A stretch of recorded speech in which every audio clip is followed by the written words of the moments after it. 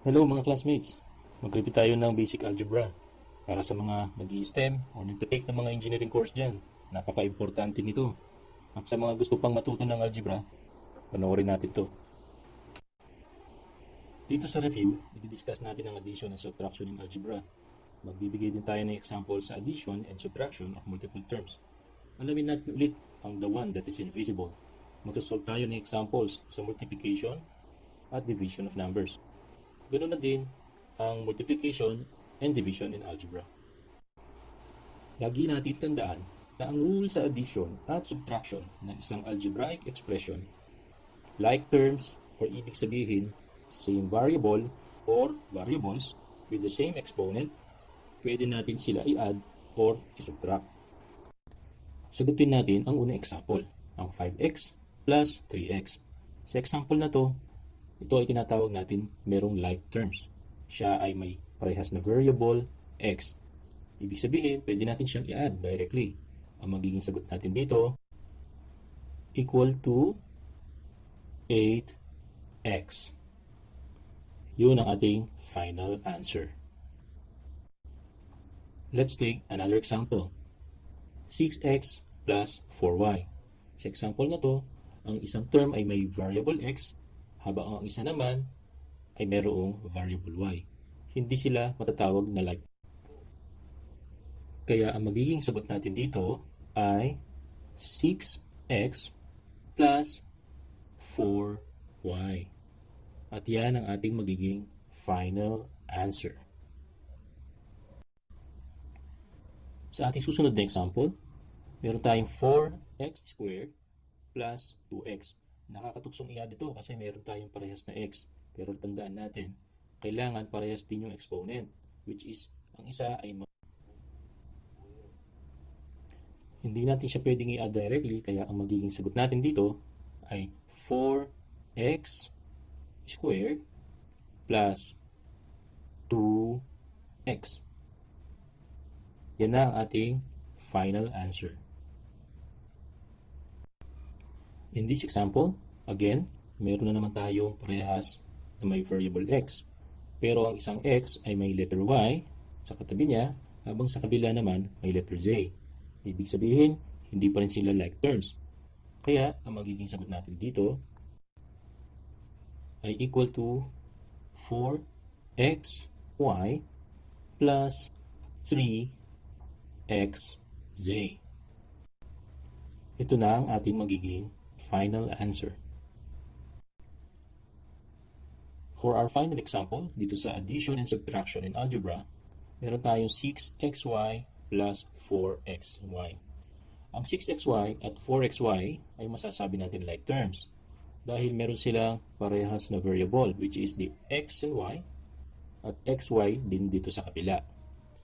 Ibig sabihin, pwede natin silang i-add.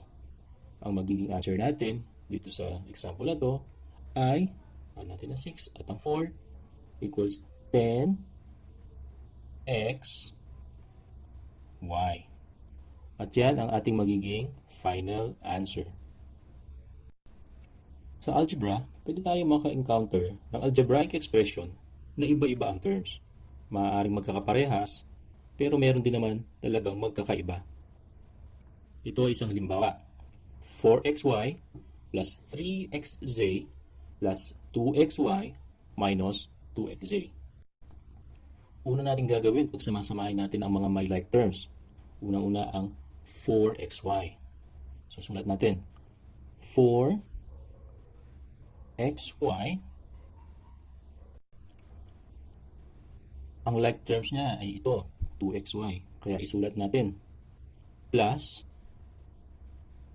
2xy. Markahan natin para hindi tayo magkadoble-doble. At kung wala nang kaparehas, pwede natin isunod yung susunod na term. Ito yung positive 3x. At lagyan natin ng markings para hindi na natin maulit pa. Ayan. At isunod na natin yung kaparehas ng terms. Ito yung minus 2xz. Susulat natin minus 2xz. Ayan. Pwede na natin siyang i-simplify. Mapapansin nyo, nakagawa tayo ng dalawang grupo. Ang 4xy plus 2xy at isa pang may like terms dito na 3xz minus 2xz. Isolve na natin ang unang grupo. Ang sagot dyan, 6xy. Isunod agad natin ang susunod na grupo, 3xz minus 2xz. Ang magiging sagot natin, plus xz. Mapapansin nyo, mas madali siyang intindihin dahil ginawa natin siyang dalawang grupo. Yan po ang ating final answer. Sa algebra, meron tayong tinatawag na the one that is invisible. Kung ang isang variable ay walang numero sa unahan niya, tulad nitong AB, meron tayong invisible one dito sa unahan. Katulad nito. Subukan natin gawin itong unang example, ang 4AB plus AB. Ang magiging sagot lang dyan, kung ito ay hahabaan mo, 4AB plus 1AB. Same variable, kaya pwede natin siyang i-add. Ang final na answer natin dito ay magiging 5AB. Yan ang final answer. Let's take another example. 8AB minus AB. Sulat natin. 8AB minus 1AB. Yun na po yung invisible one natin. Gawin na natin ang ating subtraction. Para sila ng terms. Ang magiging sagot natin dito ay 8 minus 1, 7 AB. Yan na ang ating final answer. Sa multiplication and division of numbers, meron tayong tatandaan na rule. I-review natin. Ang negative, kapag minultiply mo na negative, ang sagot ay positive. Ang negative, kapag minultiply ng positive, ang sagot mo ay negative.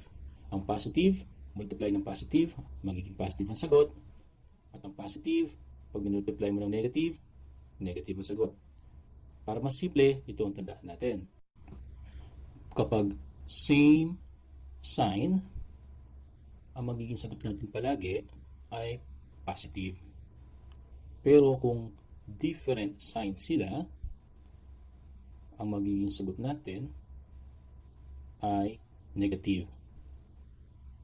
Paano kung tatlo ang minumultiply natin? Halimbawa, ang una ay positive, ang pangalawa naman ay negative, ang pangatlo ay positive. Ang magiging sagot natin dito ay negative. Kung halimbawa naman, ang unang term natin ay negative, ang pangalawa ay negative ulit, at ang pangatlo ay negative, ang magiging sagot natin dyan, negative ulit. Papaliwanag ko, paano nangyari yun? I-multiply muna natin ang first two terms, ang negative at negative. Ang magiging sagot natin dyan ay positive. Ngayon, i-multiply natin yung nahuhuli, which is negative. So, positive, multiply natin sa negative. Magiging sagot dyan, negative. Kaya, negative ang. Bago tayo magtuloy-tuloy sa multiplication in algebra, tandaan muna natin. Sa addition, only same terms can be added or subtracted. So, review tayo. Example, 5x plus 3x.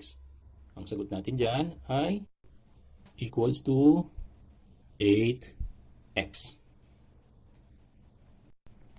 Sa multiplication in algebra, kahit magkaiba sila ng terms, pwede as long as you follow the rules. Okay, sumagot tayo ng example sa negative 3x times negative 4y. Mag-follow tayo ng rule na pinag-usapan natin kanina. Ilagay natin dito sa example na ito. So, negative 3x multiplied by negative 4y, ang magiging sagot natin, positive 12xy. Ayan, pwede siyang i-multiply kahit magkaiba sila ng variables. Ayan, ang final answer natin. Let's have another example. Negative 3x naman multiplied by positive 4x. Following the rule, ang magiging sagot natin dito ay negative 12x x squared. Squared yan kasi meron tayong dalawang x dito sa negative 3x at sa 4x. Let's try another example. It's positive 3xy times positive 4xz. Meron tayong dalawang x, isang y at isang z. Multiplication ito, kaya ang magiging sagot natin ay positive 12x squared. Kasi meron tayong dalawang x nga, kaya squared yan. Tapos isang y. Yan, isang y. At meron tayong isang z. Yan na ang ating final answer. Sa division in algebra, same rule will apply. Pero, ang magandang gawin sa division, ilagay natin sila lagi sa fraction form. Mas madali siyang i-visualize. Yan. Halimbawa, i-simplify natin itong example. 4 times x times x. Ang denominator natin, 2 times x. Pwede natin dito, pwede na natin i-divide yung 4 divided by 2. Ang magiging sagot natin dyan ay 2. Tapos, pwede na natin i-cancel out yung isang x. Basta pareha silang merong x sa numerator at saka denominator. Kaya matitira na lang ay isang x. Ang magiging final answer natin dito ay 2x. Subukan naman natin itong bagong example. 12x squared y divided by 2xy squared. Subukan natin siyang i-expand. 12 times x times x times y. Tandaan natin, squared siya, kaya meron tayong dalawang x. Yan. Ngayon, i-divide natin ito sa expand natin na denominator, which is 2x times y and another y. Yan. Ngayon, na-visualize natin, pwede na natin i-cancel yung x. Ibitin natin ang red ball pen. X and x. Meron siyang pwedeng i-cancel na y. At matitira tayo ng isang x at isang y sa denominator. Magiging sagot natin dito. I-divide natin ang 12 at saka 2, which is ang sagot ay 6. Kupayin natin yung x. At meron tayong natitirang denominator, yung letter y. Ang final answer natin ay 6x over y. Ayan po, na-review na natin yung basic. Thank you and please subscribe.